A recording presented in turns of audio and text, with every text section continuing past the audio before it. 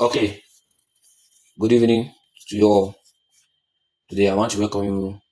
This is our special module, day 2 of our CCNA tutorials. So today's video, we are going to talk on a basic switch and end device configuration.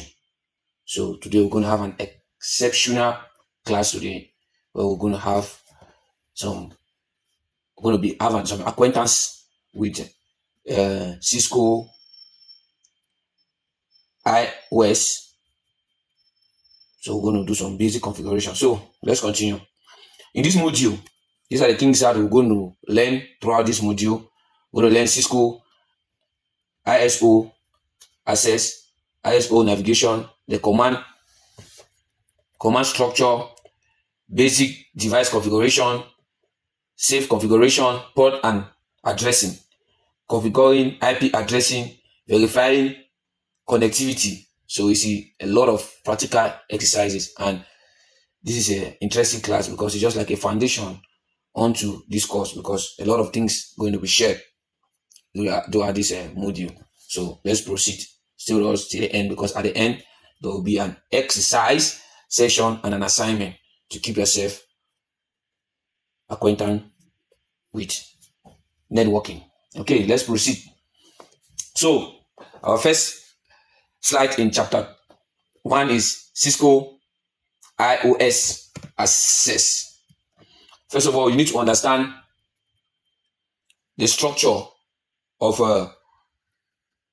operating system. When you hear about Cisco IOS Access, it means that Cisco Internetwork Operating System. Cisco Internetwork Operating System is like a operating system of a laptop.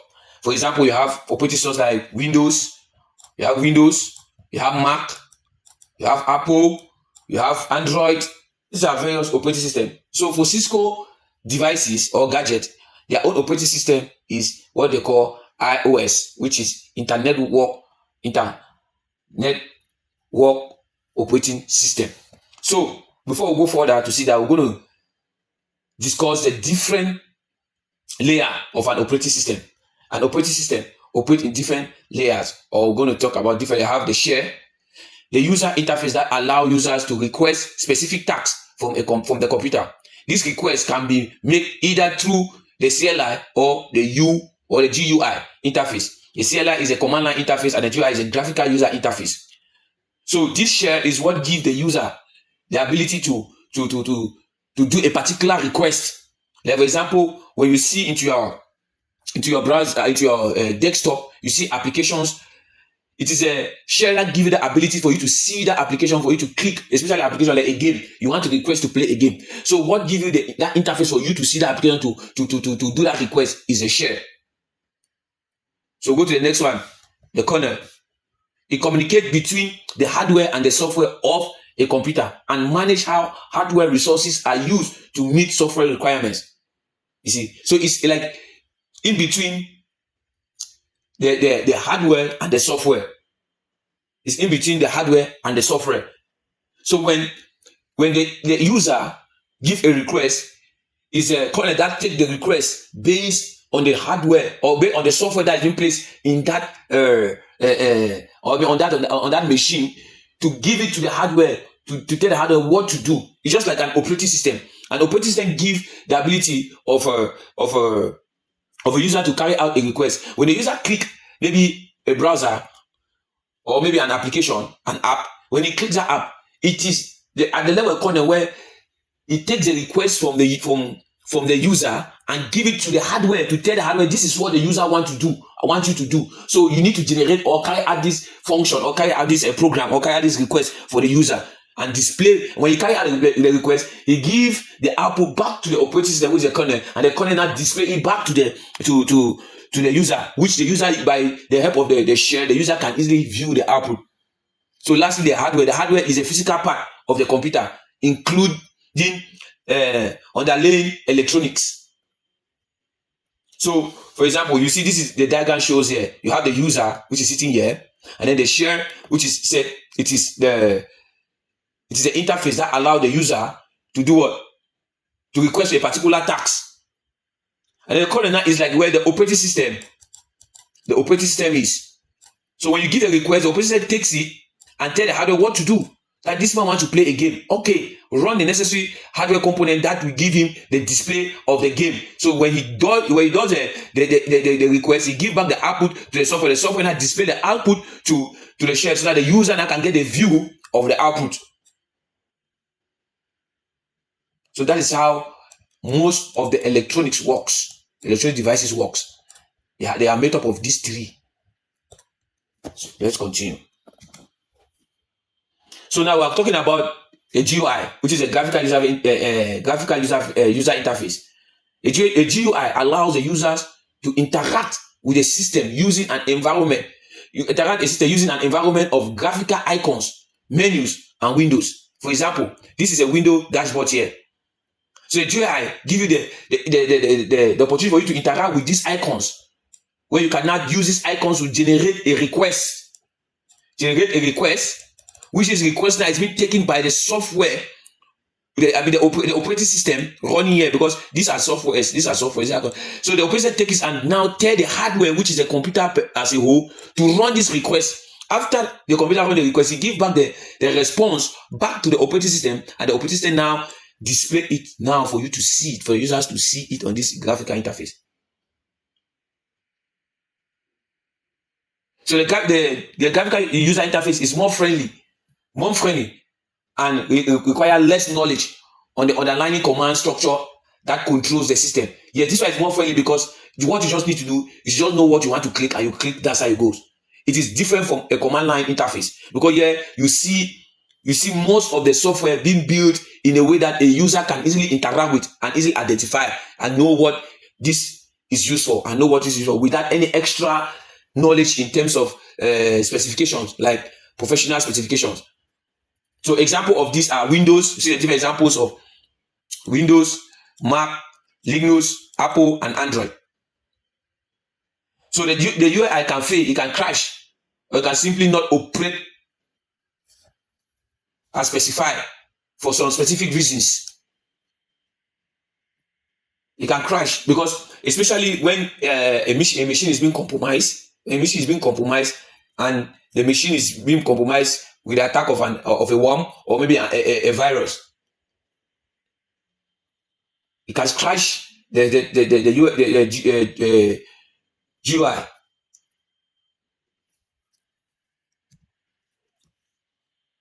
So we have purpose of an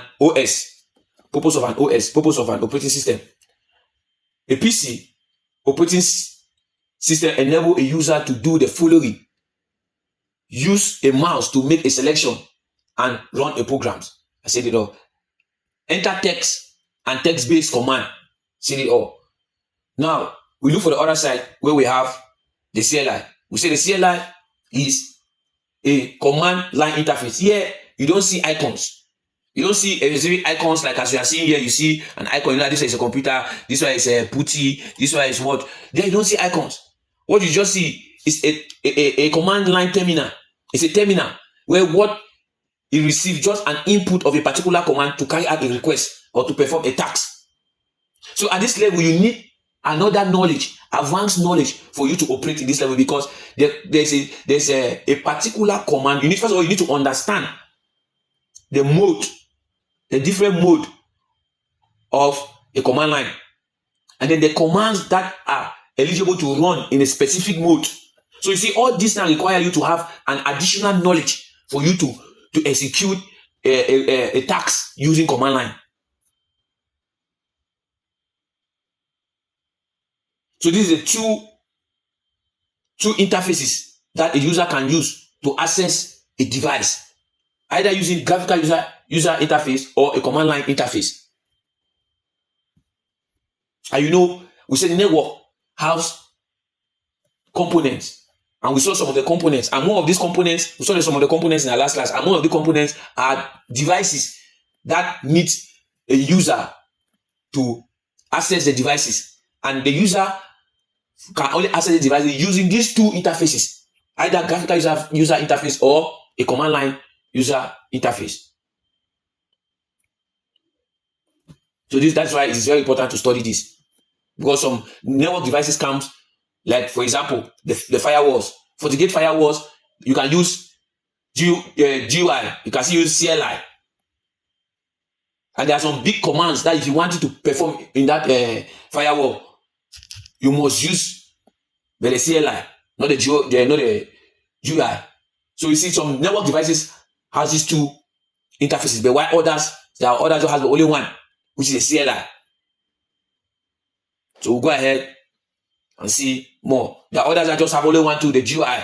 We'll go ahead and see how we can access some with the GUI and what is the requirement or what is being needed to perform that, since the devices doesn't have a screen per se as a laptop, as a complete laptop that has a screen, has a monitor, has a keyboard and stuff. It's just a device that can also. How can we have a GUI interface? We're going to see that as we continue with our class. So stay tuned. We want to enjoy ourselves as we execute some amazing skills of networking. So now, since we are talking about Cisco IOS Access, so how can you access Cisco IOS? Remember, we said Cisco IOS is a software, is an operating system of every Cisco device. So how can you access this operating system or this device? You can use console, a physical management port used to access a device in order to provide maintenance, such as performing the initial configuration. You see, there's a particular port in any or majority Cisco network devices. Especially now we are talking about Cisco devices, and the port is a console port, and it uses what we call console cable. This is a cable here. Use a console cable. So when you this is what can give you, when you have this console cable, you can go to access a command line interface of a device. The other method that you can use SSH, which is called a secure share. Establish a secure remote CLI connection to a device through a virtual interface over a network. Note, this is the recommended method for a remotely connecting to a device. Perfect. This SSH is a remote method to access a particular device. When I mean remote, what does that mean? I mean that you must not connect to that device physically for you to access the device, and normally you must not connect to that device network before you have that access to that device. You can be in your house through the help of a VPN. You can now connect to your network, and then now you use the SSH now to have the access to that device. But before this, for you to accomplish this, first of all, you need to configure SSH in that device. I mean, you need to enable SSH in that device. Because if you don't enable SSH in that device, you can never access that device using SSH. The reason why SSH is the most recommended method to connect to a device remotely is because it is secured. That implies that the request or the packet, it is encrypted in such a way that if an attacker breach the data using a man-in-the-middle attack, he can get the data, but he will not get the data in plain text. That implies that you will not get the data in plain text. The data is being encrypted. So you'll be seeing the encrypted form of data. For you to get the data, you need to decrypt it. And that decryption needs a particular code, a particular key. And that key is only you that have a key. So that makes it very easy. So another method is Telnet. Telnet to establish insecure remote command line communication to a device. Yeah, this one is insecure. Why? Telnet performs the same thing as SSH, but the difference is that SSH is secure, Telnet is insecure. When a Telnet, if a Telnet network is being breached, the attacker, using one of the middle attack, the attacker can get all the information in plain text. The username, the password, and everything that the machine is exchanging, or the machine, he can get it. So that is why in production center or in production unit, they don't advise engineers to use Telnet because Telnet is not secure. As we go further with our practical, we'll do a demonstration on how to connect to a device using all of these methods. So let's continue. So have terminal emulation programs. Okay, this is very, very necessary because I've witnessed it in a production unit where somebody just came, they bought new devices that need to be configured. So a colleague of mine just came and took the devices and plugged the console cable and then launch, open his putty, then go to the terminal. There's a basic configuration in the terminal that you need to check before you launch the connection, because different company has their own different configuration as default. So since majority of the company have a default, like some numbers are similar and the same, he just bashed in and used that number and definitely he was unable to connect. So when I came, I told him that you need to check the terminal emulation program. If you see the numbers cannot be the same. So what do we do? We went straight to the manual that was inside that device. So when there we see now the different configuration. When we place those configuration, boom, we have access. We're able to access the CLI. So this part is very, very important. So now, when you connect your device using the console port, let me start with the console port. With the console cable, and you connect to your laptop, you need what we call an application, either PuTTY, TerraTerm. This application that gives you the user interface for you to see the CLI of that device. And when you open the PuTTY or any of the software that you want to use of your choice, there is this configuration that you need to do. For example, this is a PuTTY software here. This one is a PuTTY software. So this PuTTY software, this is already a session that wants to be created. So now you look here, you see you put the IP address of the device. You put the IP address of the device. This one now is when you want to connect remotely. You want to connect remotely, not using console. You want to connect remotely. But you must make sure that you have an internet. You have an internet, you can pin the device. First of all, you must pin the device. If you can pin the device, there's a probability that you can connect with the device using SSH. But if you cannot pin the device, you cannot connect with the device using SSH. That implies that there's no communication with you and the device. So there's impossibility that you can connect to that device using SSH. So first you pin the device. If you can pin the device, okay, good and fine. The next thing, you open your software. When you open your software like PuTTY or Secure CRT or TerraTerm, whatever software that you want to use, you open. Like for example, let us use PuTTY. When you open, you put the IP address of the device here, and then this place of port, you need to put the port number of SSH, which is 22. You put the port number here, and then you come down here. You see, you tick this .ssh. You see, when you tick SSH, implies that you want to use this protocol to Telnet. If you use Telnet, the port number needs to be changed. So as we go further, we'll see about port and their numbers. So when you do that, when you put your IP, you do that. The next thing you need to do is to click open. It will open. So, but if you are using the console, what you need to do, you come and click this one we call serial. You click the serial. When you click this serial, you will open another. You will display another information here that you need to put a particular number based on the vendor description. I'm going to explain this further as we are going to do some practical lessons. So this serial, it is where you want to connect with your console cable physically. You press the serial.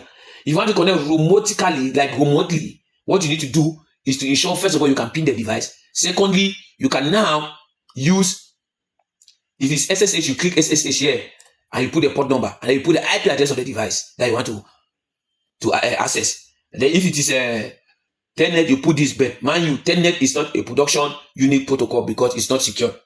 You can just learn it or learn it sick, but when you are on production unit or you want to do something very big, don't dare with it because it is vulnerable. So, all right, this is TerraTerm. This is another software. This is how you display your own. You see, this is another software. This is how you display his own configuration steps. So let's go further.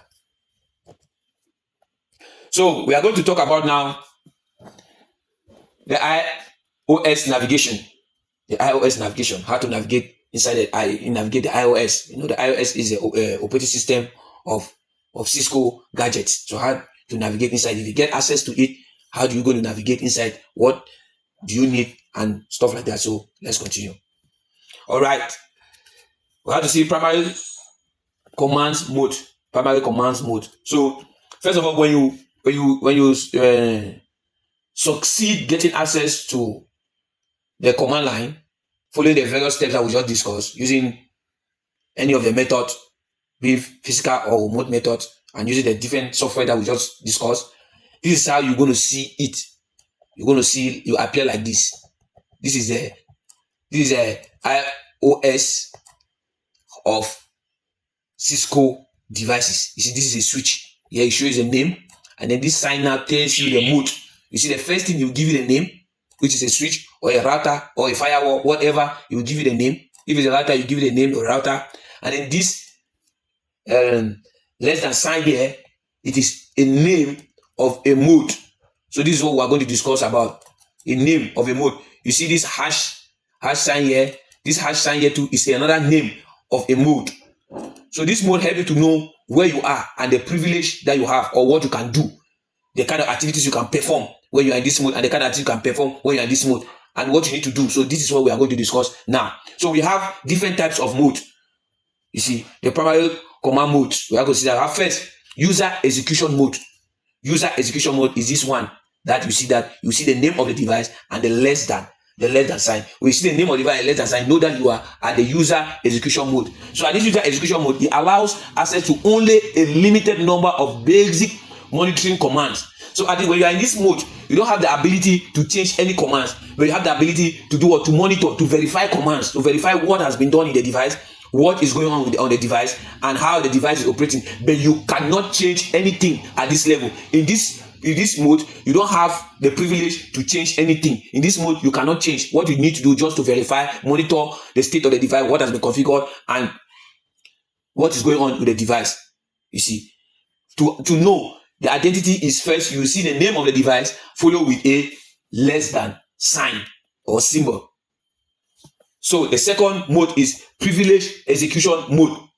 This is privileged execution mode. The privileged execution mode allows access to all commands and features. At this particular mode, you are limited to do some particular configuration or change a particular configuration. You can only configure some basic configuration at this level. So you have the privilege to go further, to do advanced or additional configuration with the help of a specific command. So it is being identified with the name of the device first with a hash symbol. So when you see a hash symbol, know that you are a privileged execution mode. Or you see a greater than sign symbol, know that you are in a user execution mode. This is applied only on Cisco devices. Don't go to another device, vendor devices like Huawei or FortiGate or Mekotik and other. You think that it might be similar, but this, you know that we are studying by Cisco, and it's strictly Cisco that we are talking on. Okay, so let's continue. Okay, now we have configuration mode and sub-configuration mode. So this is the first one now is global configuration mode. This one is used to access configuration option on the device. At this particular point, when you are at this point, you have the ability to change settings of the device. Here you have the ability now to change configuration, like configure the device, modify the device based on the request that the company or maybe the client wants. So at this particular moment, at this particular mode, you have the ability now to modify configuration on the device.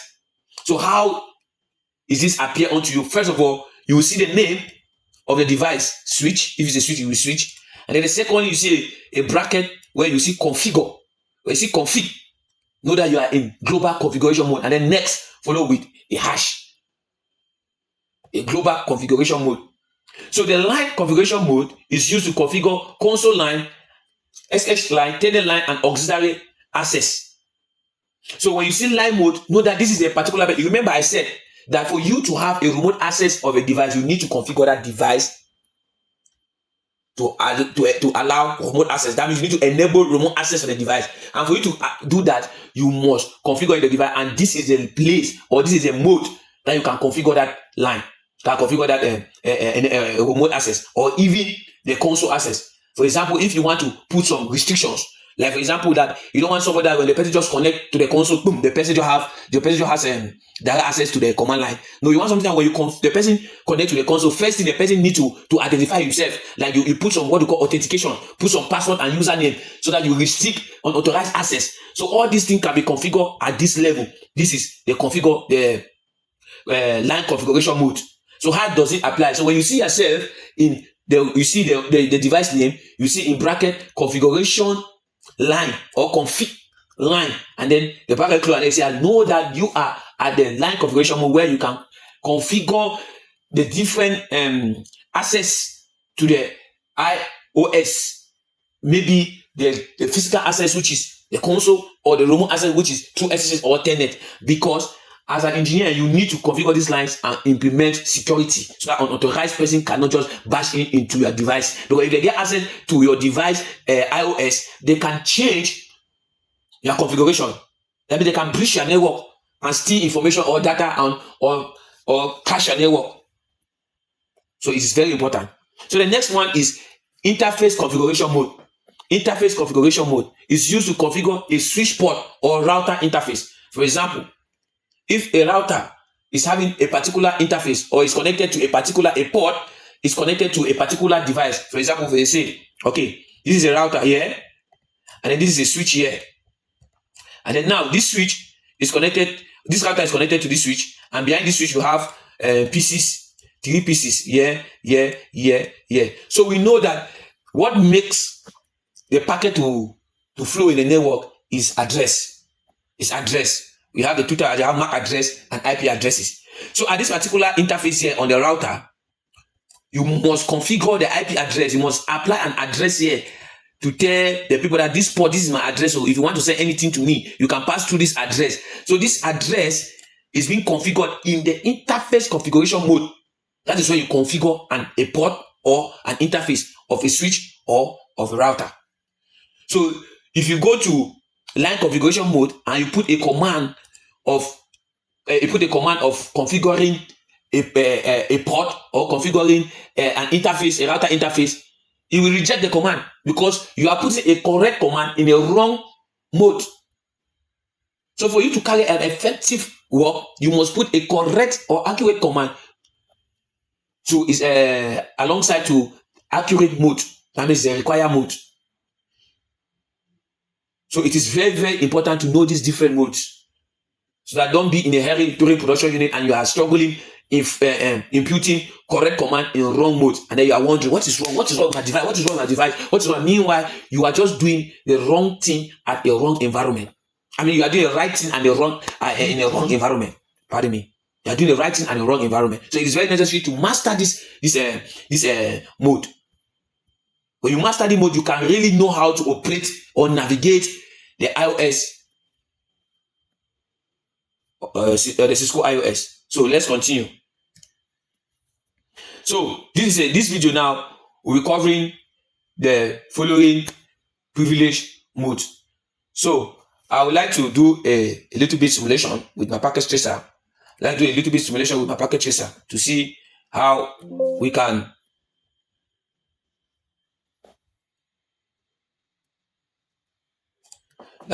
do some of those modes. Okay, now this is my packet tracer, right?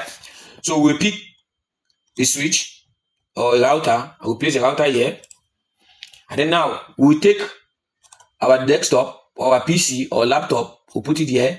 So this PC is me. So I want to connect now to this router. So what I will do is, since I don't want to connect remotely, I want to connect now physically. I will look for my console cable. This is my console cable, and I plug here.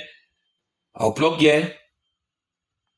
I can use this one or anyone can plug here and plug that to my console port. You see. Then now I open my device. I go to desktop and I look for my terminal. And then this thing is okay. I click to my terminal. You see, now I'm inside the router. I'm inside the router. So we take no. You see, this is the router. Let me open it quickly. This is a router. You see, this is a router here. Yeah. Now we are at user execution mode. We are user execution mode. So for us to leave at this particular point, we cannot configure anything. If you put config T to try to configure anything, they will tell you, say invalid input detect at. You see, that means you are doing a right configuration in wrong mode. So now, how can we move from this mode to go to where we can put this configuration? For you to move to the next mode, you need to come here and put enable. Enable. You see now, we enable, now we are moved now down to what? The privileged execution mode. At this privileged execution mode, there are some commands that you cannot do, but you can proceed to a global configuration mode by putting config T. This config T means configuration terminal. You see, in Cisco, the shortcut, you can use shortcuts in commands, and the commands are not, the letters are not case sensitive. You can use uppercase, you can use lowercase, you will still go. So we put config T, you open. What happened? You see now, look clearly. You see that we are now the router and config this. Then we are in global configuration mode.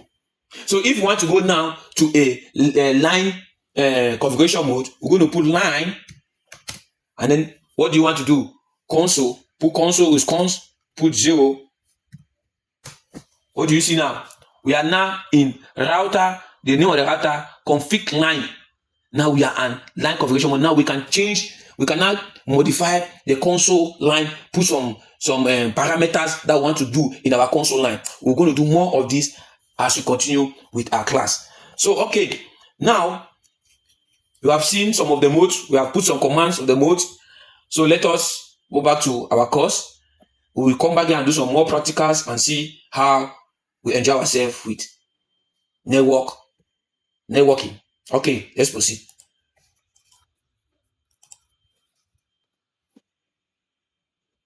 Okay, let's proceed.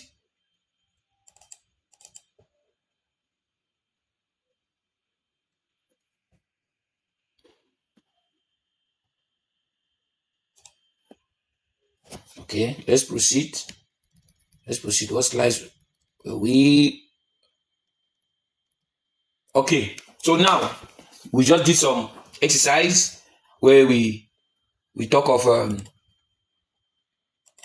we see the user execution mode, we see the privileged execution mode, and we see the global configuration mode, and we see the various commands that need to be implemented for us to see these various modes. That's excellent. So let's continue.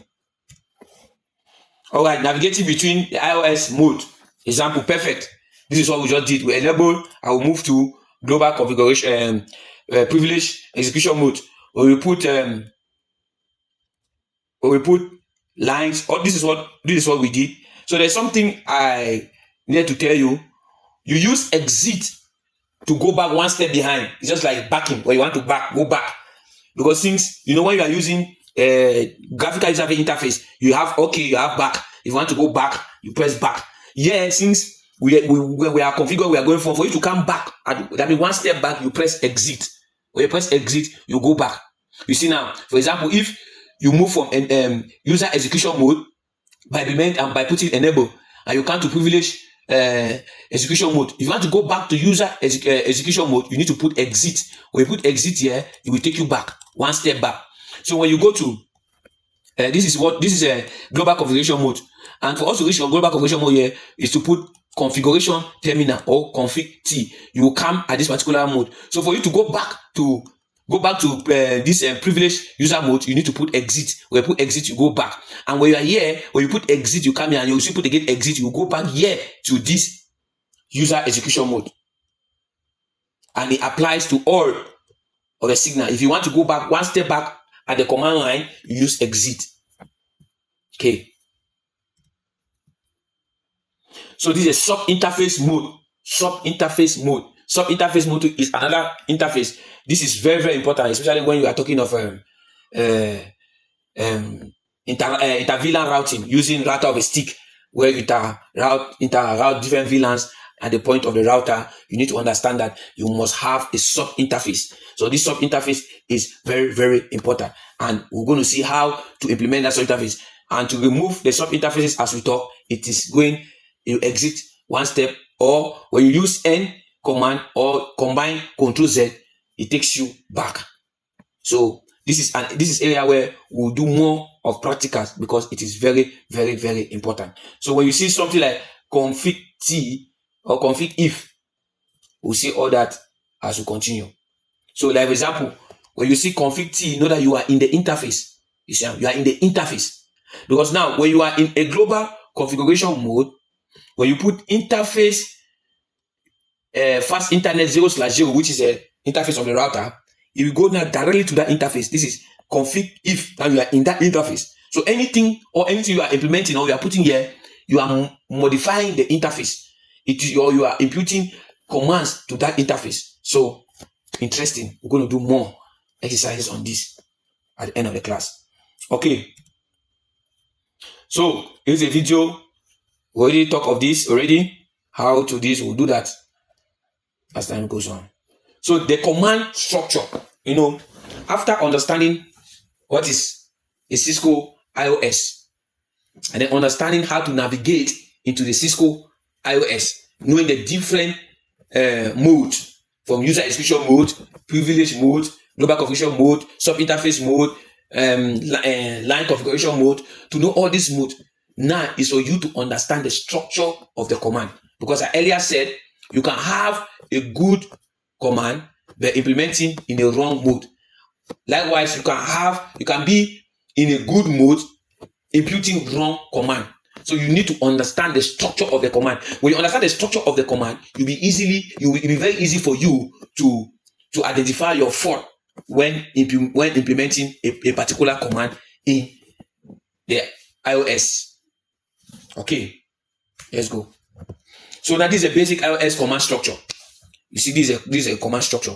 And you see from this place now, you can determine that first thing you have to determine that this command is implemented at the user execution mode. Because what I can see the name of the device, which is a switch, and then the symbol here, which is the lesser than sign. A greater than sign, sorry. A greater than sign. It shows that it's a greater than sign, sorry. I've been calling it lesser than sign. It's a greater than sign, so that it is a user execution mode. User execution mode. So now, the next thing you need to do now, this is a command in front of the user execution mode. This is a command. So you see the green shows that it's a prompt. The green is a prompt. Prompt is like telling you the mode.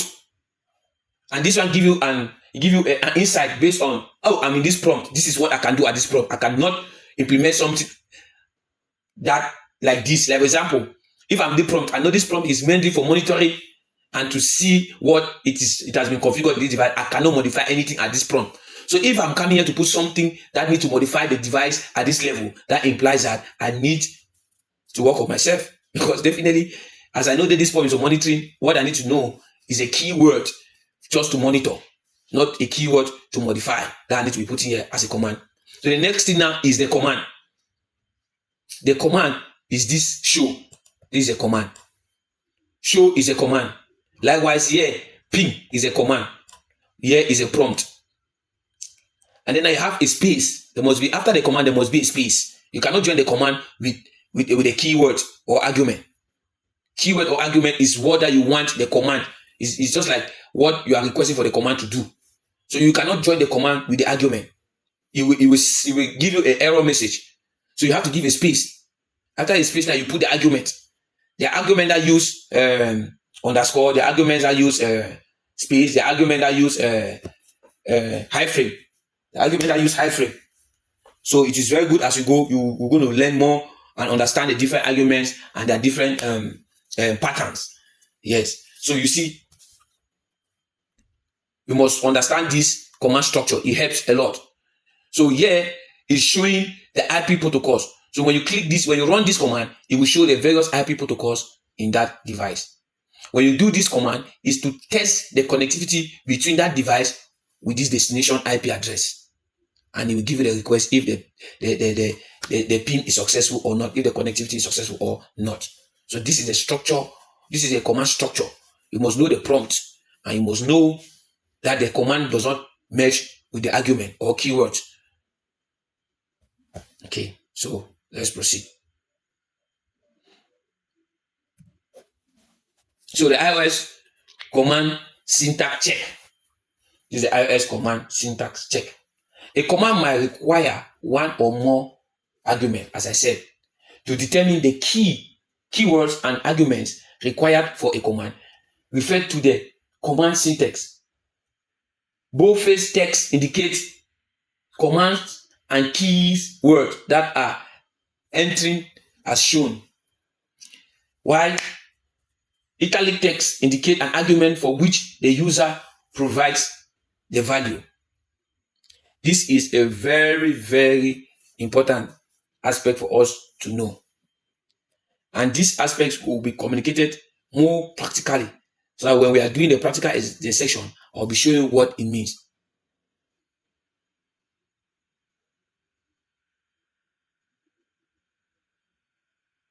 So let's proceed. Okay. This is what I really want to explain previously, is because I said it is a practical something, because you need to be on the command prompt, or maybe the CLI.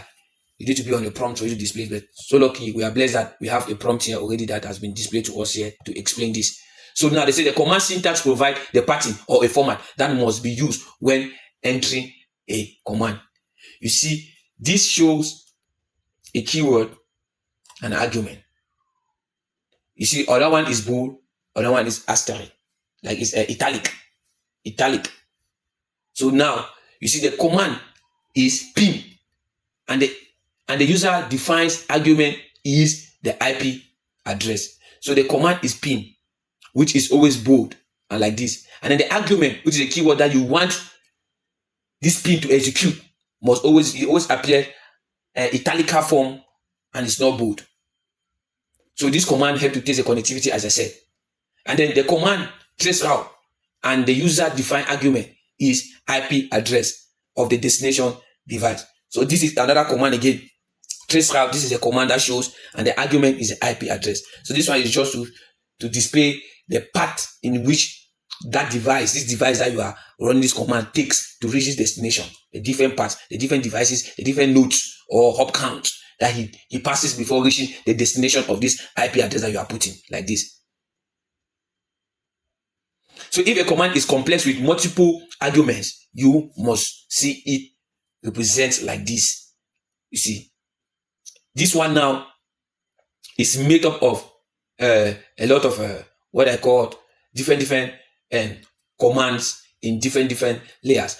At this particular point, this is not just a command that you can just put on a CLI and then you run it, you give a second. No, this switch port security, again, this is a command. Then now at this particular point, you can put the argument irrespective of what you want to do, and these signs help you to be specific what you want the device to do.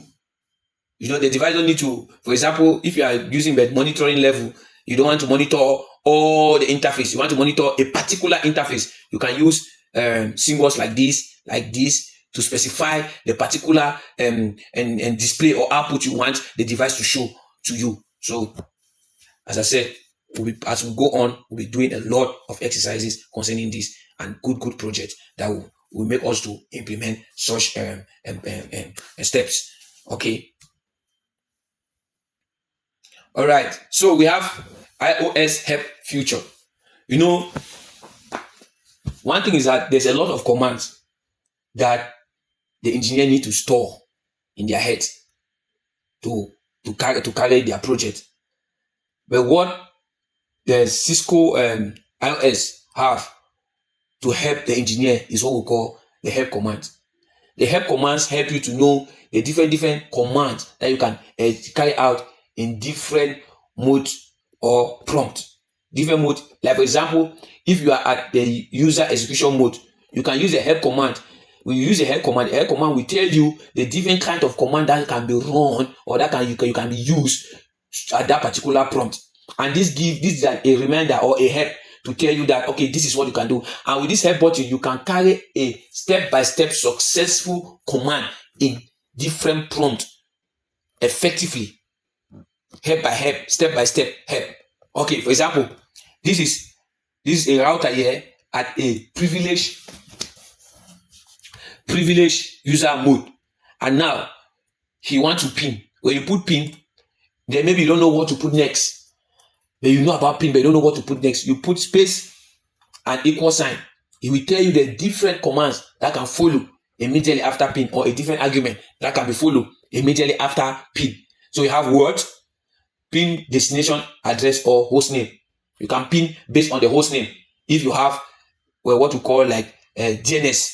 If you have DNS in your network, you can pin using the DNS, the name, not the IP address of the device. Or you can still have what we call host name, configuration host name. You can on your router without having DNS. You can just configure your IP or your device, give a particular host name. So with that, you can pin using that host name if you have created it on already. The next one, you can pin using IP address echo version 4. When you see IP echo, you don't see 4, you know that is version 4. When you see version 6, know that is version 6 that is talking about. So they must not put version 4 for you to know that it is version 4.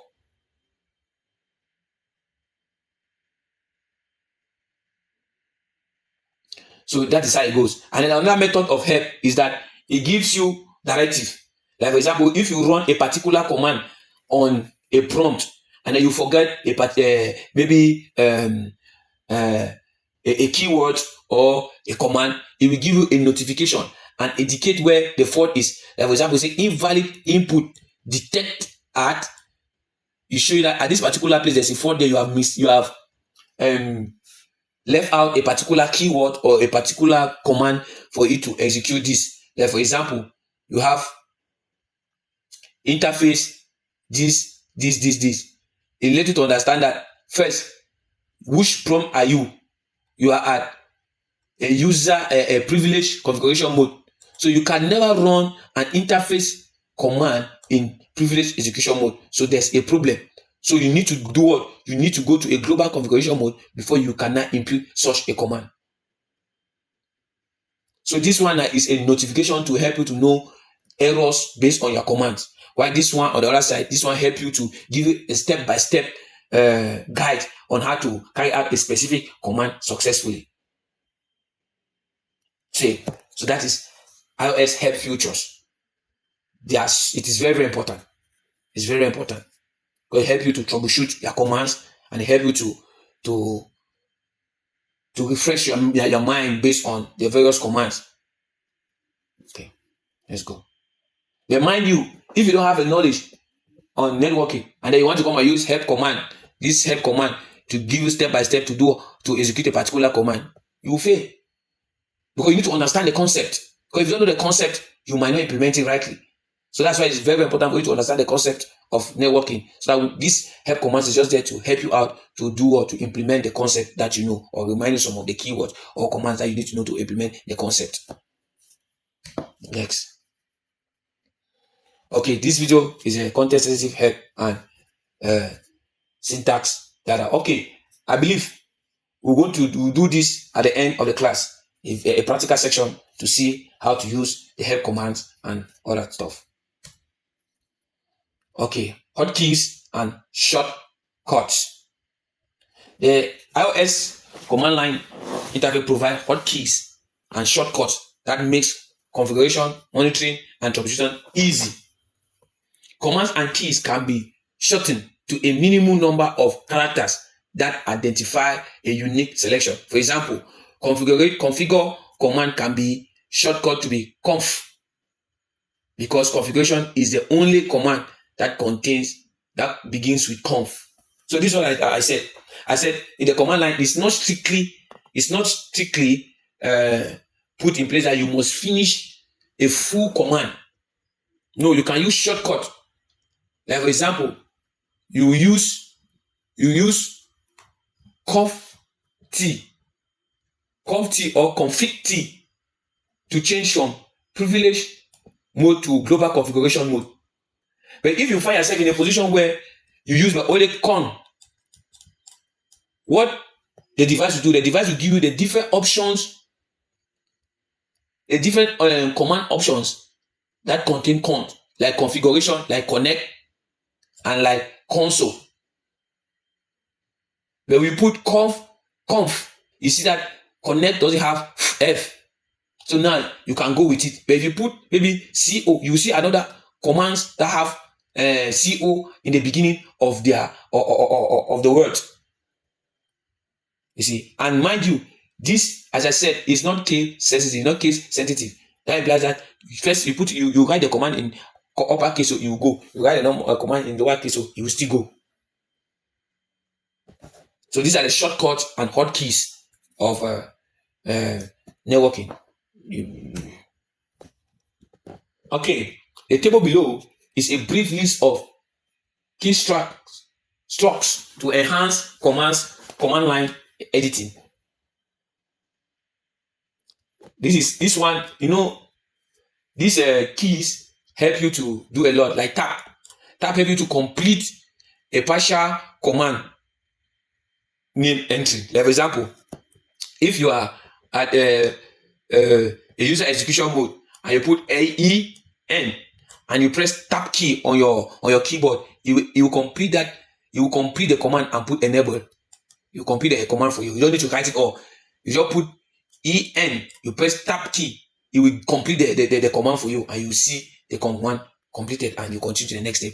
Then spacebar erase a character to the left of the sensor. So it's a part of deleting the character from the left. Like if you hide a lot of things and then you want to delete from this side, you press spacebar, you will delete, you erase a character to the left of the sensor. So the left arrow and the Control B move the sensor one character to the left. This is when, now for example, you wrote a command. Maybe you put down a command like you want to put command line. You want to configure a command line like you want to configure a console line, and you came and you put console, or cont, you put 0. You forget to put line in front, and you press the syntax, you press enter, and the syntax error message pop up and said that there's an error with your command, and then you notice that there's an error, and then you want to go and edit the command. So you press the arrow right to shift the sensor. This sensor that is always ticking to indicate the sensor that indicate that you are. This sensor that always indicate that you are. That is where your prompt is to put the command, or maybe the letter or the figure. When you press the arrow, you shift the arrow, you shift the sensor to go towards the direction that you want to add the line in front of the command, then to execute the command. Likewise, the same with the left and the right arrow. Then the up and the down arrow records the commands in the history buffers, beginning with the most recent command. So when you are in the command prompt, and then you press the up or the down arrow, or you press Control P, what are you doing? You are trying to recall the command. For example, if you are configuring something we call you are configuring VLAN, because VLAN is just put VLAN and they put a VLAN ID, maybe 1, 2. So since you have already put VLAN 1, you press enter, you have already created a VLAN. So you don't need to go again and start spare VLAN 1. You just need to just press the up arrow, the VLAN 1 come, and then you delete the one, you put 2, you press. So that is how it is. This one gives you the recent core of the command that has been stored in the history of the buffer. So that's how it operates. That's how it operates. So let's write down. During the practical session, it will just be coming automatically, because as an engineer, that is what we do in the field. So as we're going to do a lot of practicals, a lot of projects, this course will be mind-blowing. So now have hotkeys and shortcuts. When a command output produce more text that it can be displayed in the terminal window, the IOS will display a more prompt. That table enables describe the key strokes that can be used when this prompt is displayed. What it's saying is that, for example, when you write a show command, maybe you want to monitor your device, the configuration that has been done or what has been carried out in your device. You put a show example, you want to see the running config, show run config. It will show you, but it will not just show you all. It will show you the beginning of the configuration. I get some place, I say more, and that more, now for you to see more of the this thing, you have to press some keywords or some keys to display it. For example, you press enter key, it displays the next line. So when you press enter key, it will display the next line after the line, line after the line. If you press the space bar, it display the next screen. That means it do not display that line by line. It display that the screen upon screen. So if your screen is small, then you press space bar, it will go to the next screen automatically. Any other key, when you press any other key, it ends the display string, return to the execution mode.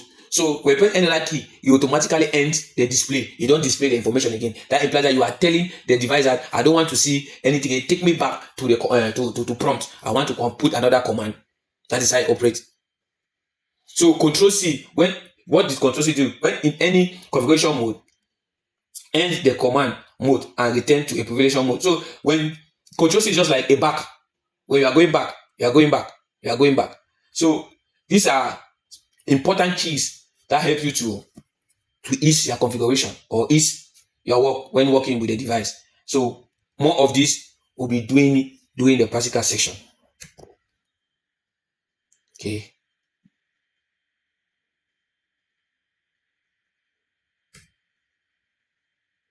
All right. So we expect to do a navigation. I believe we did the navigation already in the packet tracer where we navigate to the different iOS modes. So you have a navigation lab using this and that on console. We've done that already. Accessing the switch through a serial port. We did that already. Displaying the configuration base. Display and configure basic device configuration. We did that by changing the different modes. So what we need to do, we need to go and use the help key. After this, we're going to need to use the help key and use the different key and this thing to see the different shortcuts and all that. And at the end of this video. Okay, basic configuration. Basic device configuration. Let us move there. Okay, this is a device name. You know, it is very, very important to name your device, because you know by default all device just come. If it's a switch, it just comes switch. It is a router, it just comes router. So but giving a device a particular name helps you to easily identify the device, even when fault comes or even when you want to do some maintenance. You need to know, give your device name, and it's very, very important to give a device name based on your work environment, so that from there it must be in your work environment. So that if you get a device, like for example, what they say switch floor 1, that is the name of the device. So you understand that, okay, hey, when you receive a message or you realize that there's a breakdown on your network and it's switch floor 1, you just need to go straight to floor 1 and then go put to the switch and you work the work. But if you just put switch and they have about 10 switches in your network, you don't know which switch is having the problem that you need to troubleshoot. And that one, you already start having challenges in troubleshooting your network. So designing your network or your architectural diagram of your network, labeling is very, very important. And labeling, for you to label it, is the command is just what you just put host name and you put any name. But mind you, a name cannot be a space. A name must not contain a space. You see, this is a guideline for naming device. It starts with a letter containing no space, end with a letter or digit. Use only letter, digit, and dashes. Be less than 64 characters in length. You cannot have a name having 65 characters. It must be less than 64 characters in length, I mean in long. Note, to return the switch to a default prompt, use the no name command configuration. What is it saying? If you want to configure a switch, the command that you need to use, first of all, you need to know the modes that you want to do this. Which mode are we? We are at the global configuration mode. There is a privileged execution mode. You put the command configuration terminal or config T. You go to the global configuration mode. So this is the mode that we are. This is a prompt that we are, that we can change or modify this switch. So what is the command that we need to use to modify this switch? The command is host name.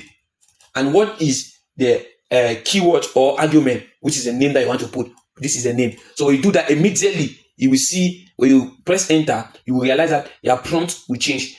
It implies that the name behind your prompt will take the name that you just configure. So for you to bring it back to a default or edit or delete, if you want to change a name, there are two ways you can do. One, either you put no in front, and then you put host name, you put this very thing, you put no, and then you put this command, this host name behind this. So when you put it, you press enter, it will go back to its default.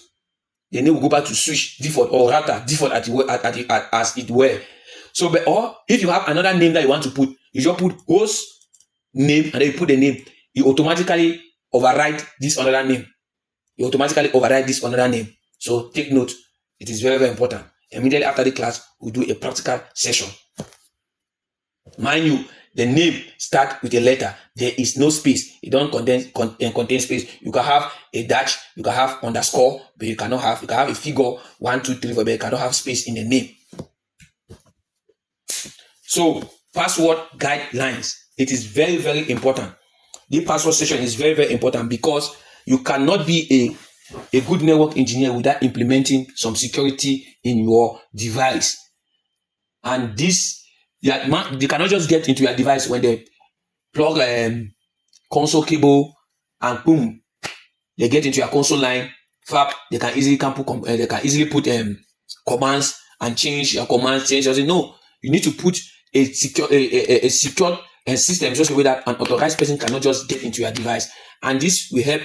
You will have a help from password guidelines. Okay, the use of weak or easy guess password are a secure consent. So all network devices should limit administrative access by securing privilege mode, user execution mode, and remote access with password. So these are the modes that you can put password. 1, execution, a privilege execution mode. You must restrict entry into that mode by putting a password. User execution mode, you can restrict that password by putting a password. A remote telnet or SH access with a password. In addition, all passwords should be encrypted and legal notification provide. So password guide. Use passwords that are more than 8 characters long. Use a combine of uppercase, a lowercase, letters, number, special characters, or numerical sequences. At this point, don't think that if you use this guide is just to guide you as an engineer, but it is not embedded in the iOS system that if you put a password with 4 letters, it will not take it. It will take it.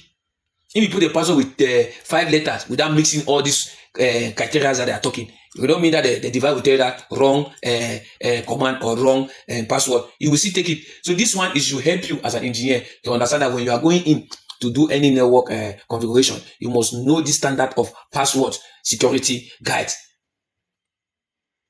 Avoid using same password for all the devices. Do not use common words because they are easily guessed. So if you use, for example, Cisco as your password to all your devices, the device will accept it. The device is not intelligent enough to reject it. That they did not build the iOS in such a way that it can reject a password that did not meet the standard. This guide is just to help you as an engineer. So when you go into the devices, you should know the kind of password you put. But if you go in and put smaller password or cheaper password because you can easily guess it, you don't have to forget it, the device will not reject it. The device will take it. But mind you that you are putting your network at risk. You are just giving opportunity for hackers to breach your network. Okay, so let's go ahead. All right, so this is how we configure passwords in an iOS system, operating system. So first we enter the console configuration mode. Use a console configuration mode in general configuration mode and global configuration mode. Next, specify the user execution mode password using the password pass. Finally, enable the user execution using login command. Okay. Let me explain to you this briefly and quick. So now you see at this particular point, we have changed the name. You know, on our previous slide, we already changed the name, and that's why we're having the switch floor 1 year. So now we are the privilege. This is a privilege execution mode. We have to go to global configuration mode. So this command is to configure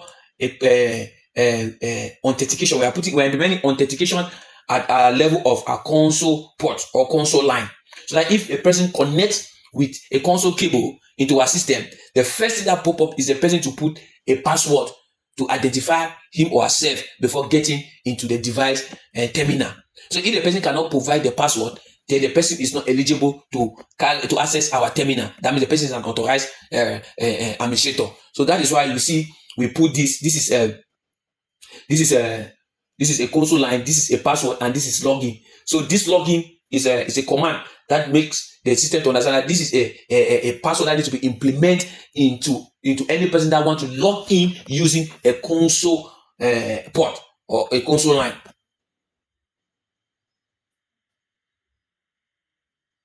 Okay, now at this other hand, down here you will see this is a password that has been configured to secure the privileged execution mode.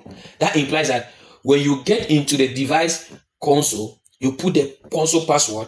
When you get to the device console, you put the console password. The next thing, you go to the user execution mode. When you go to user execution mode, the next they'll ask you for you to access this privileged execution mode. You need to put a password. You need to put a password, and this is a password we want to enable. So how do you enable the password? You put the enable secret and class. Class now is the password. So the class is your password. It's a secret character, which is called a password. And then enable secret is a command. So this enable secret, you can put enable password, enable secret. They say you can put enable password or enable secret. Why enable secret? Enable secret helps you to encrypt a password in the device. That implies that even if the person use show command to see the various configuration of the device, you will see the password in encrypted form. Encrypted form. You will not see the password in plain text form. That is high level of security. But if you put enable password when the device,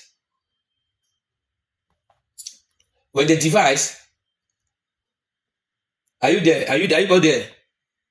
If you are there, please identify. Please, I want to hear you say a word. Are you still there? Yes, boss, I'm there. Okay. Okay. So now, as I was saying, when you put enable pass, please you guys can mute your mic. I'm not seeing my screen. Not see my screen. Oh, you're not seeing my screen. You're not seeing my screen. Are you seeing the screen? Even now, not yet. If you get your share to it, I'll just press.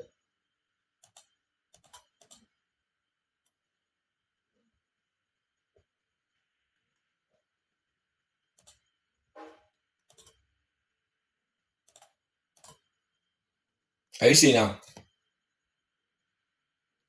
Not yet, boss. You're not seeing the screen. Not yet, boss. I'm seeing it now. You're seeing now. Yes. Are you seeing it? Yes, boss. Okay. All right. So now,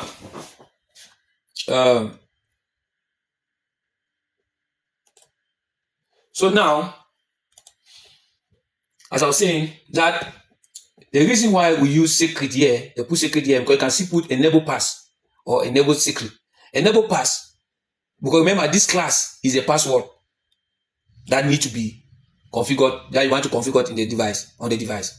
So if you put enable pass, what will happen is that the password will be stored. If you put enable password, it will be stored in your system in plain text. So if somebody access your device and put show run, you want to see the configuration on the running configuration, you will see the password in plain text. So but when you put enable secret, the password will be stored in encrypted form, so person will not see it. So that is the step as we go further. All right, let's move. Okay, this is a remote, this secured VTY line access. This is a line where we use Telnet, and SSH to access our device remotely. So first enter what? The line what? VTY configuration mode using the line VTY 15, including in the global configuration mode. Next, specify the password used. It's just the same like the console. You specify the password. Password here they use by Cisco. And then log in. Implies that when somebody wants to log in, the person needs to want to log in using SSH or Telnet. The person needs to use this. The person needs to use this. Need to put this password before you can access that device. So note, the VTLAN enables remote access using Telnet or SSH to the device. Many Cisco switch support up to 15 lines that are numbered from 0 to 50. 15, sorry. It's okay. Encrypt password. Remember, I told you that if we are going to use enable pass, know that all our password, all our password will be stored in plain text. Even the one that we put on the VTY line. Are you there? Are you there? Please, are you there? I'm there. I'm there. So remember, the password that we stored, or the password that we configured using the various lines, the console line, the VTY line, all that passwords are stored in plain text. That implies that if an attacker or unauthorized person get into a device and run this command, run show running config, the person will see this configuration line console 0 is configured, and it is configured, and the password will display with plain text.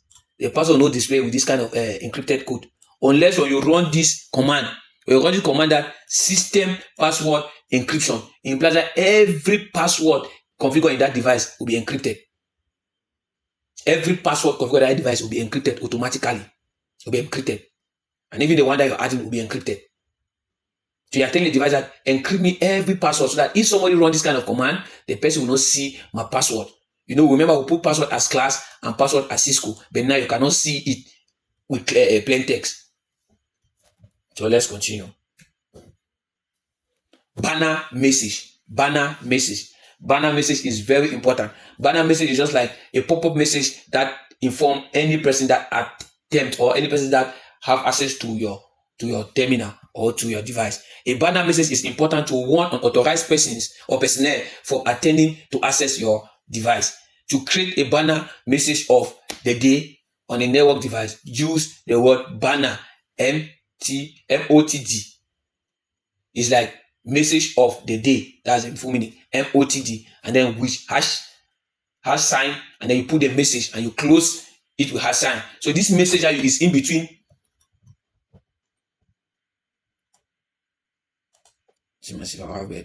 I'm not. The message here like this is a message that will display. This way you put the message there to display on the banner when somebody try to attempt to access your device. So you see, that is the banner of the day. So banner of the day. So okay, you see, you go to this is it, you configure, go to your global configuration mode. Note that it must happen on the global configuration mode. That's what it must happen. It must happen at the global configuration mode. Go to your global configuration mode and you put banner message of the day, and then you put hash on authorized access only. You close it with hash, and you see when a person try to log in, you will tell the person unauthorized access only. This is a message, unauthorized access message, and then now you ask the person user access verification, put the password. If you don't have the password, you cannot access the device. Okay, so let's go. So now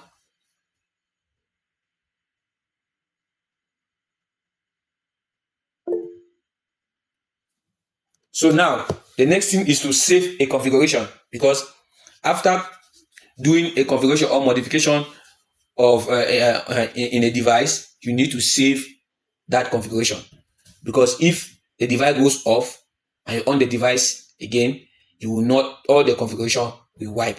First of all, you need to understand the different memory that the device contains. There are two system files that store the device configuration. First, the startup config. This is a save file, save configuration file that is stored in the NVRAM. It contains all the commands that will be used by the device upon startup or reboot. Flash does not lose its content when the device is powered off. So, startup configuration file, it is where the device store all its configuration. It's the configuration that it used to run. Startup configuration is where the device store a configuration that it used to run. Why running configuration is stored in the RAM. In the RAM, it reflects the current configuration.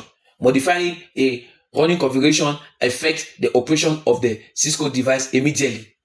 The RAM is volatile memory. It loses all its content when the device goes off or restarts. So when you are doing a configuration, immediately the configuration is stored in the running config, not on the startup config. So for you, and if in that running config, if the device reboot or go off, you will lose all that configuration. You will lose all the configuration. So what you need to do is, after doing the configuration, you need to copy the configuration from running config to startup config, so that if the device goes off, the configuration will be still there and running. Because the device picks configuration from the startup config, and the startup config memory is not volatile. It even light go off. If electricity go off, or this is power or off, the device the configuration is still stored and safe. So when you are doing a configuration on your device, always be assured to save your configuration. Save your configuration from running config to startup config. So how do you do that? You do it like, you see, this is how you display the configuration. You see, show startup config, it will show you the startup config. You want show running config, it will show you the running configuration. So now we're going to see next how to configure, how to copy. You put copy, this is here, copy running configuration. Yes? Are you getting me? I'm getting you. Sorry? Actually, I said finish it, but I'm listening to it, because you're doing it. So, I'm not doing it. You don't see my screen? Yes. Okay. Let me see what to do.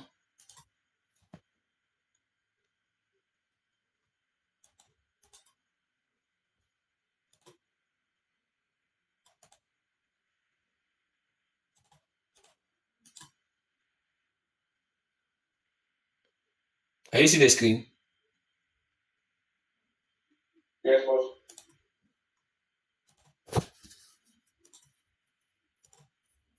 So we are talking about, so now you want to do the configuration, or if you want to configure or store, you press copy running config, then space startup config. But there are other short methods to do. You can just say copy run start, or you can say write. You can do write. That's short. Remember, we study about short commands. That's short key commands that will help you to store the information. So remember, always save your configuration. Don't you allow your configuration at running configuration mode, because when the device goes up or reboot or electricity failure, you lose the configuration.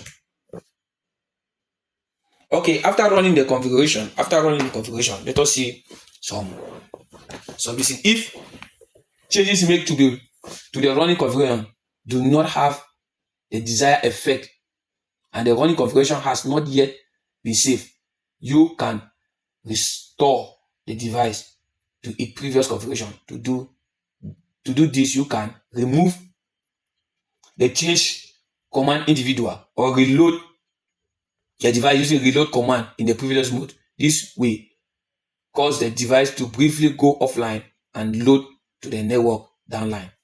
So this is just to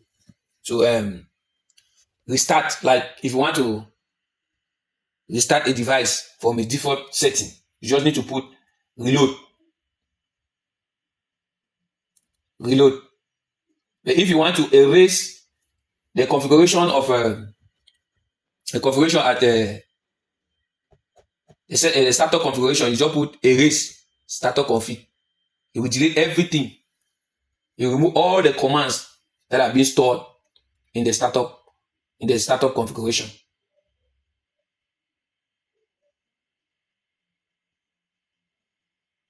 So after erase, you run the reload commands and delete or erase the configuration on the running config. Because remember, we said when the device is being rebooted, if you reboot the device or the device go off, the running configuration we wipe, we erase. Reason being that the memory is a volatile memory. You don't store information for long. So, but if you want to erase the setup configuration, you need to put the command erase startup configuration. Erase startup configuration. When you do that, it will clean every command in the startup configuration, and then now you can now reboot the system to start again. Reload the system that is to start again. Okay. All right.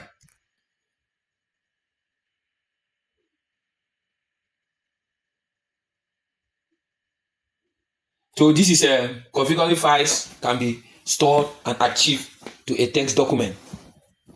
Step 1, open the terminal emulation software as put your alternator, and that is ready connected to the switch. Enable logins into the terminal software and access a name and file location to save the logs file. This figure displays all the session open with the capture to the file specified. Okay, this tells us how you can store your session using the software, the depending software that you're using to access the network. With this one, you can store the session the log session where you can come back and do some verification and some findings depending on the software that you are using. So we'll do this more practically. All this is capturing commands and practical stuff. Wow, this is 6. So now we are going to talk on port and addressing. IP addressing. So port and addressing. So this is where we will now study on addressing. The use of IP address is a primary means of enabling devices to locate one another and establish end-to-end communication on a network. The structure of an IP address is called the digital notation, and it represents by 4 digital number between 0 and 255. An IP address subnet mask is a 32-bit value that differentiate the network portions of the address from the host portion, coupled with the IP version for address. The subnet mask determines to which the subnet the device is a member. The default gateway is an IP address of the router that the host was used to access remote network, including the internet. Okay, this is a configuration page of a host, a PC. You see, we have an IP address, the subnet, and the default gateway. You have the DNS section here. So we're going to talk, this is where you put the IP address of this host. And this subnet mask is telling us the family in which the IP address belong. It belongs to this subnet mask. Then this gateway is telling us the next hop. That means the next person where this IP address can pass through to get to the internet or to other networks. For example, if you have a router here, then this router is connected to the cloud. which is the internet, the ISP. Yeah, and then this is a switch here, and then this node is connected here behind this switch here. This is connected behind this switch here. The gateway is a switch. The gateway of this node is this interface of this router. That is his gateway. So for him to connect to this, he must pass through the gateway. So he sent information to this gateway. It's a gateway that is leading out of this local area network. So that is how it goes. And he said IP address is a 32-bit IP version 4, and there is 32-bit 4-octet. Okay. All right. So we have IP address version 6, and we said IP address version 4. IP address version 6 is made up of 162-bit length and is written in a stream of hexadecimal values. That implies that you see hexadecimal values, see something like A, B, C, D in the address. And you have a total 32 hexadecimal value. It is grouped in 4 hexadecimal digits as separated with a semicolon. But version 4 was separated with a dot. But this one is semicolon. So IP version 6 are not case sensitive and can be written in either lowercase or uppercase. So it's not case sensitive. You can write in lowercase and uppercase. Note, IP in this case represent both the IP version 6 and IP version 4 protocols. IP version 6 is the most recent version of IP, and it is replaced the more common IP version 4. Reason being that IP version 4 is sorting out of addresses. So IP version 6 is a new version of IP version 4, but all of them are IP protocols. Very, very good. Let's go to the next section. So interfaces and ports. Interfaces and port. We have network connect depends on end user. Network communication depends on end users' device interfaces. Network device interfaces and the cables that connect them. So, since we said network is made up of computer networking is connecting different computer or network components or devices using transmission media cables, and these cables are connected using what we call ports, and these ports are identified using what we call address.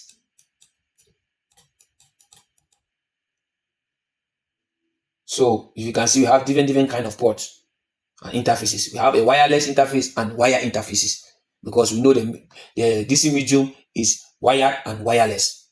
So all the interfaces are very, very important. So now we are going to configure an IP address.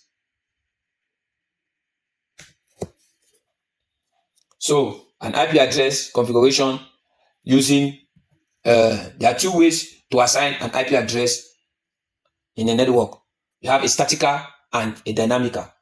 A statical is when the network administrator goes into the device himself and configure the device by inputting the necessary IP address that needs to be in that device. While the dynamical is using a protocol DHCP, Dynamic Host Configuration Protocol, which helps the device to request for IP address from the DHCP server, because it's a server and client communication. So the client, it is an endpoint device that needs IP address, while the server, it is an endpoint device that has been configured, or a router, or it's the intermediate device that has been configured a DHCP pool configuration for him to be able to distribute IP addresses to the various clients connected to that network. So what you need to do with your PC, just go to command prompt, network, share, center, you go to adapter, setting, properties, local area, connection, properties. Then there you can find this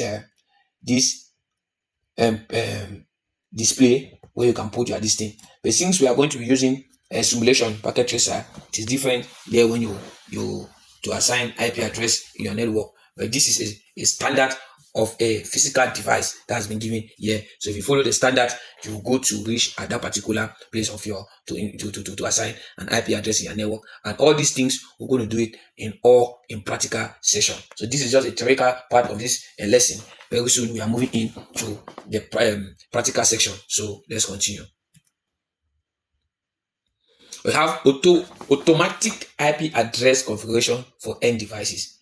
This automatic IP address configuration for end devices, I've already said it all. It is when you use the DNS configuration.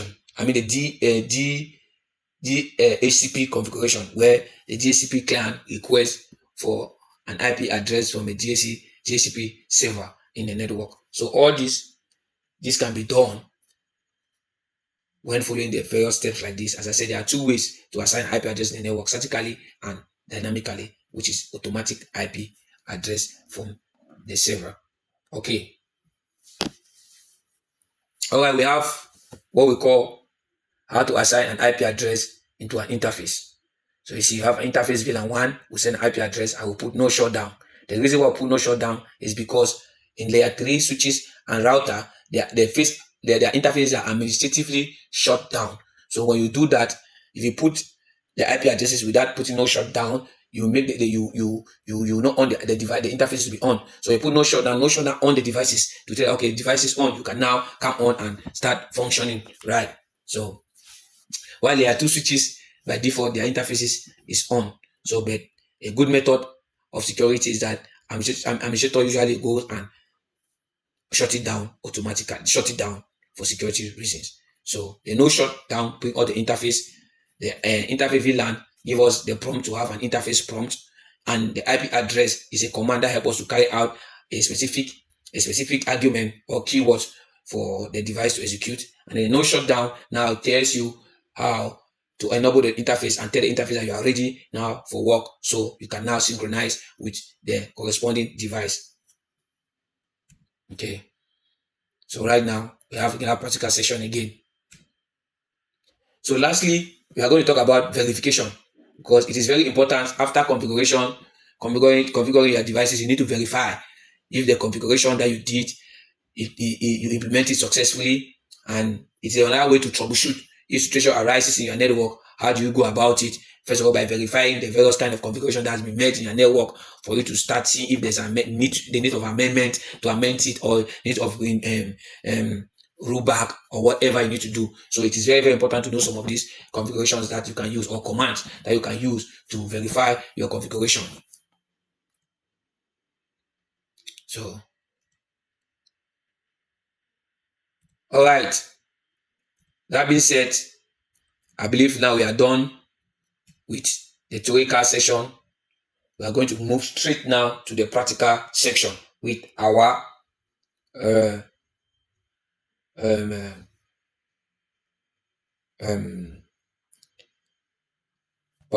packet tracer. Sorry. So let's go and do some exercises with our packet tracer. All right, are you there? Yes, boss. Okay, so now we have to do some exercises. So the first exercises I want to do are, number one, I want us to verify the different help commands that can help us to see. Okay, for example, now we are in the privilege mode of this router. So now we want to see the help commands, or the different commands that are available on this user execution mode of this router. We'll put now, you see now, these are the various commands that can be executed here.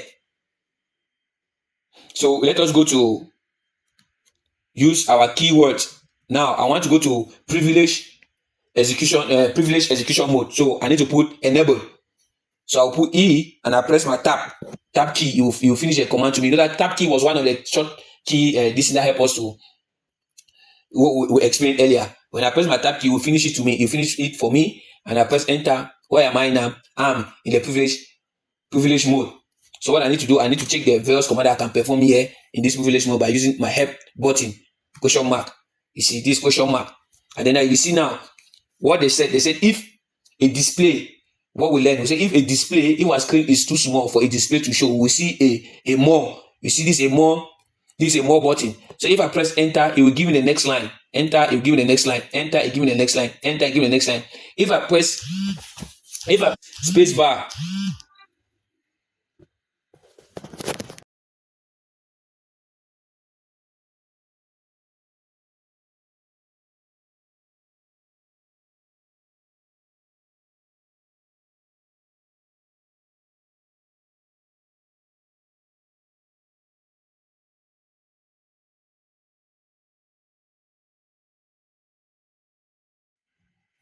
If I press space bar, you will see that it gives me the next screen. You understand? It gives me the next display screen. Are you getting me? So now, if I do it again, I press any key, it will just take me back to the command prompt without even displaying any other thing again. These are the things that we saw in our lesson. So this we are doing it practically for you to see. So now, for us to go to the global configuration mode, that we can do some changes. You have to go config T, and then we'll put enter. Let us see the commands that we can run here. Commands. You see what we can run here. These are the things that we can run here. So these are help command. These are help command. So let me go back. Let me go back. Want to go back one step back. We'll put execution. We'll put exit. We'll put exit. We'll go back to where? Where are we? We are back at the privilege mode. We'll go back and exit. Where are we? We go back to where? We'll go back to user execution mode. So that is how. That is a different privilege level and the commands that we need to run on the privilege to see the different privilege mode and the help commands that we have used. The other help commands is the commands that give us notification when we do a wrong or implement a wrong configuration in a correct, a right configuration in a wrong terminal. For example, let me put configuration T here to see if I can start. You see what it tells us? It said invalid input detect. You see now, that is the information is telling us that it is a wrong configuration that we have implemented in that mode. So if I go now and use help key, I will see that if you look, I don't have any configuration. You have the connect, disable, disconnect, enable, execute, layout, pin, resume, show, SSH, telnet, terminal, and traceroute. So you see this configuration terminal is not there. That implies that I cannot do that kind of this here command here. So if I put enable here, if I put enable here and enter, you see that you terminal where you can see configuration. That means configuration can be implemented here in this privilege mode, but it cannot implement it in user execution mode. That's what I want to show you. So next, what I want us to do, the next exercise is I want us now to implement security this in on our console line. On our console line. So first, before we go back, I would like to first of all execute and start over again. This is our device.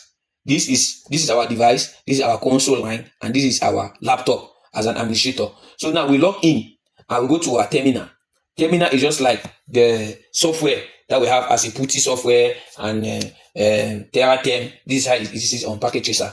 But I believe as we go further, we'll use another advanced simulator like GNS3 that will give you a more advanced reality scenario than Packet Tracer as we go further. So when you click this bar, you see immediately you are inside your device, where you can even see show run to see the different configuration that have been configured on your device. You see all these things like that. But it's not supposed to be like this. It's supposed to be in a situation where you want to enter a device. What you do is that you need to identify yourself if you are eligible or you are not eligible, if you are authorized or you are not authorized. So now what do we want to do? We want to configure a secure line. We want to configure a secure line to see if we can get into that device without a password. So what do we do now? Go to configuration mode. Go to configuration mode. And then I will say line console. Line console. Let me open the things to be bigger. Line console 0. Password. Put Cisco. Login. Understand? Then I will go to the remote line. Line VTY. You can put 0 to 4, any amount, but it's a 16 line. Then password Cisco. Then login. Remember, always save your command. So save your command. You put copy on start, or copy running configuration, or run on start. You see now, you have saved your command. If the device go off or reboot the device, that configuration will not erase. So now let us end this configuration. You see, at this particular moment, why is it behaving like this? It's necessary for you to know. It's because I've put a wrong command in a wrong syntax. So that's how it is behaving. So you have to give him some seconds for you to. This is a practical section. This is a practical session. This is a practical session. So what I said, I want us to do something that we can see if our lines are secured. Our lines are secured. Okay, now we are done. We are done to go. So let us. Okay, have you seen? Okay, now let us close the session and then close again, and let us start over. Let's start over. Now we want to get into our device. Boom. You see now they ask for password. At first, when there was no password, you can just get in and you can start work. Anybody can work, but now you must put a password. So put Cisco. You see now we are up. We are good to go. All right, we are good to go. Okay, now let us test the VTY line. The VTY line. So let us test the VTY line. The VTY line. That will go to our terminal. Go to our command line. So what we do is that we put command line. We put telnet. Now we cannot implement this now because we have not assigned an IP address on that device. So after assigning an IP address on that device, we will now go and work it out. So we have been using the router. Meanwhile, our tech says we should use the switch. So let us go and get a switch. Okay, let us get a switch. All right, let us get a switch. Let us get a switch and put the switch in the console. Then now close the session. Then see now we have not configured anything yet. That's how we just go to the console. We can easily access the console without any password, any other thing. So what we're going to do now, we're going to create a banner. We'll create an IP address, change the name of the device, just writing it down. One, we're going to create a banner to inform unauthorized person. Number two, we're going to create password. We're going to create passwords for privileged password. We're going to create secret. We're going to create lines, telnet line and console line, and put passwords. Then we're going to create an we're going to add an IP address and an interface. So what I want to do, I want to do a global practical session. What we just learned from that from our course. So now we're going to enable. Then here we'll put banner. I said configuration mode. So we need to change the name of the switch. Host name. We'll put switch lab switch. You see the name have changed. So put a password, enable password, or enable secret. Put enable secret. Then we'll put a password as Cisco. All right. Then now we'll put banner. Then we put MO of the day, put the hash.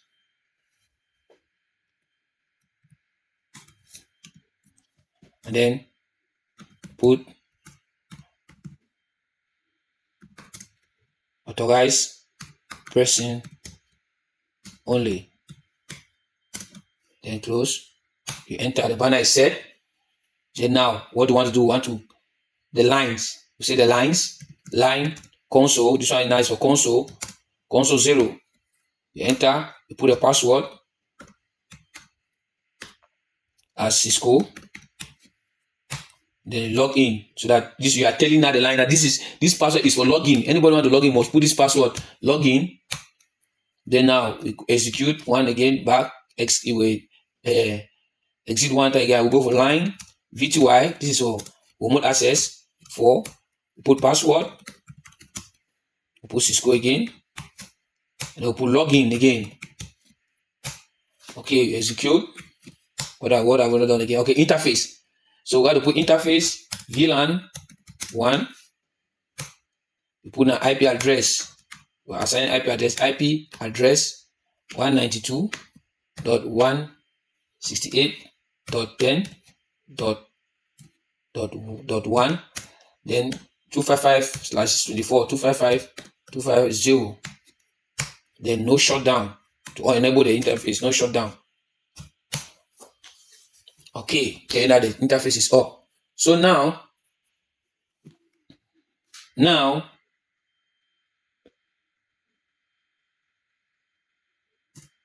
okay, now we have to go back, execute, exit again.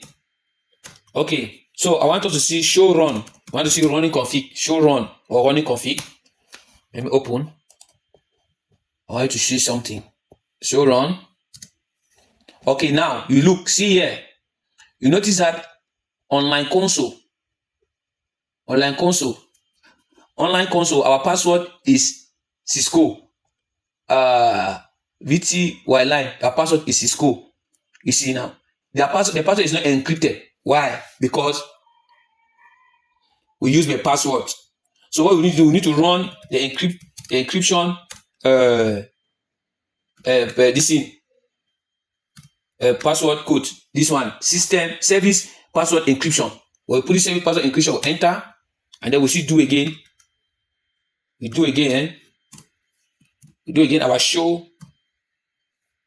You know, this show can only display on privilege. The verification show is a verification command. It can only run on privilege mode and user execution mode. But global configuration mode, if you want it to run there, you must put do in front. You put do show. So now we put show run for us to see what happened now. Have you seen? You see now the password have encrypted. The password have been encrypted. So that is the power of the password have been encrypted. You see, that's the power of that command. So I believe that is that. So let us test our work.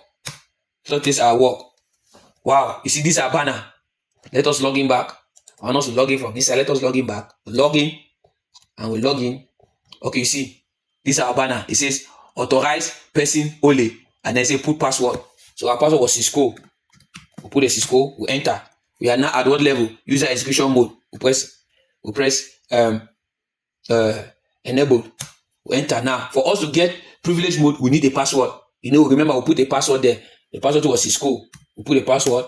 Now we are now in the privilege mode. You see, we are now on privilege mode. You see now, one thing we need to do is that we need to store this our information, because if I put reload now, I want to put reload for you to see what will happen, because we do not store this our information. This our configuration is still running on running config. Let us say show startup config. Show startup config. You see that there is no, it says startup config is not present. That implies that there is no configuration that we have stored in that startup config. So it's empty. So we say show running config. You see there's all our configuration are here. And we say when your configuration is on running, if your configuration is in running configuration in config file, when the device reboot or go off, then you lost the configuration. So I want us to see that. So what do? We reload the device and see. Yes. Confirm. So we are reloading the device. Let us see. We are reloading the device. Let us see. Have you seen? So the device, we have reloaded, and let us see. Enter. You see, you have password Cisco. Enable. Let me see. Why does it seem as if I've saved or what?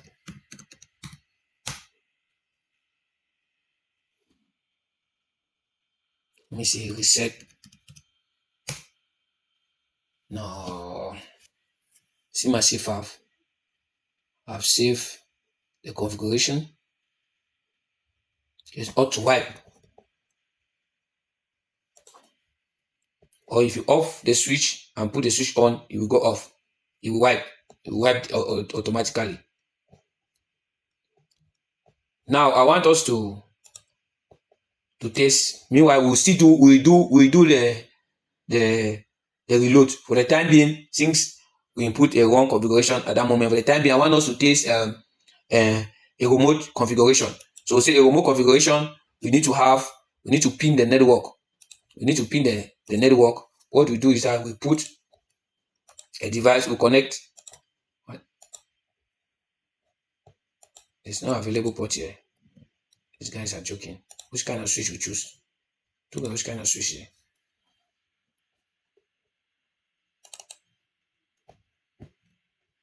Okay, now we want to off the device. This is a power button here, and on it and see how it will behave. Since we said if the device goes off, the device will lose the configuration at the running. Because remember, we have not saved it at the startup configuration yet, so we have to do it.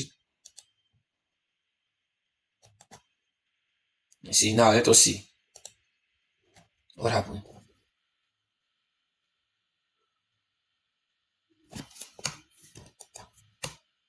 Wow, this is strange. I believe. Let us.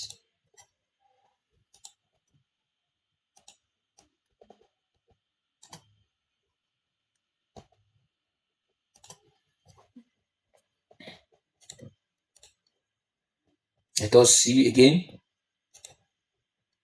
Yeah, I want us to work on remote access.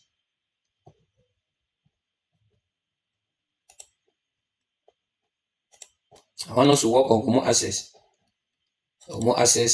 to access this device. So this is another PC we have put here.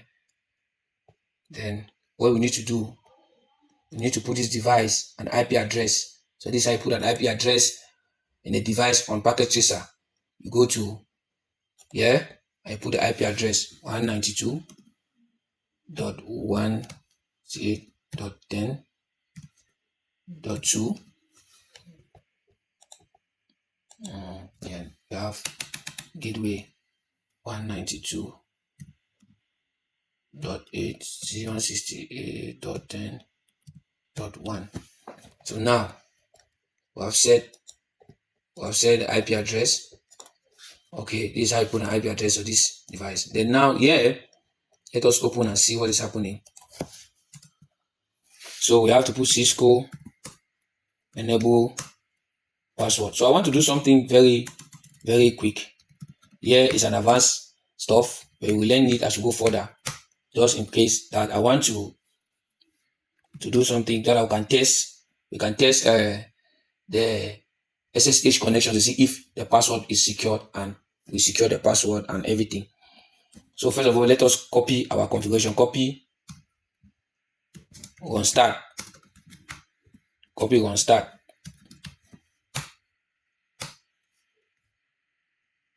Copy on start. Then now I want to, this one is an advanced stuff that will do it further. So what I want to do is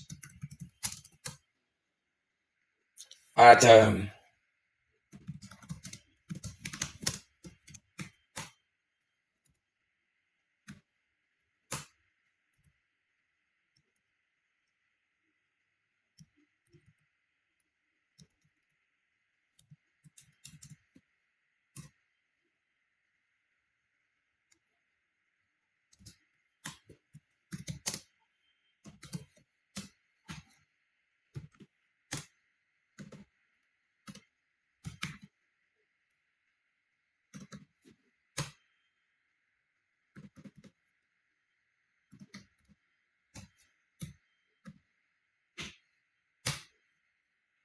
okay, now let us see if we can pin our device. I want to show you, we'll talk about pin.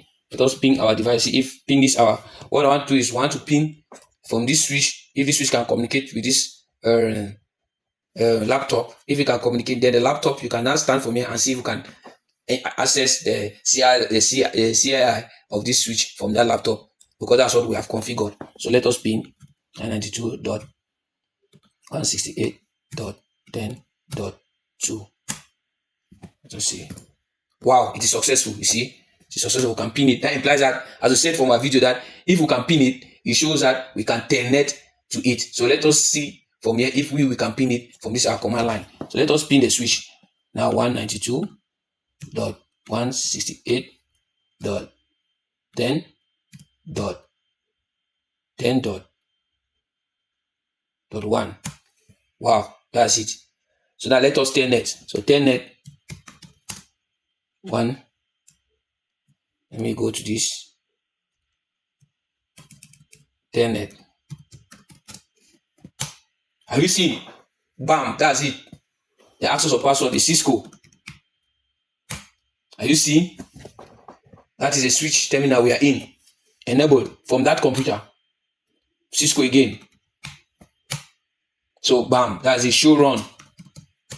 You see, that is a disable. Remember, we are not in an administrative device. We are using this local router here to access the terminal of this device. This is the remote access, and this one it is the console access. This one we are using the telnet. Further, we'll practice how to use SSH. But now we use telnet, and here we have used console. So far so good. We have enough of our practical section today, and I believe you really enjoy your time and enjoy the class. More other practical section will come up, and this is supposed to be a practical thing for yourself to go and do a lot of work and a lot of practice for yourself. Okay, so thank you so much for your time.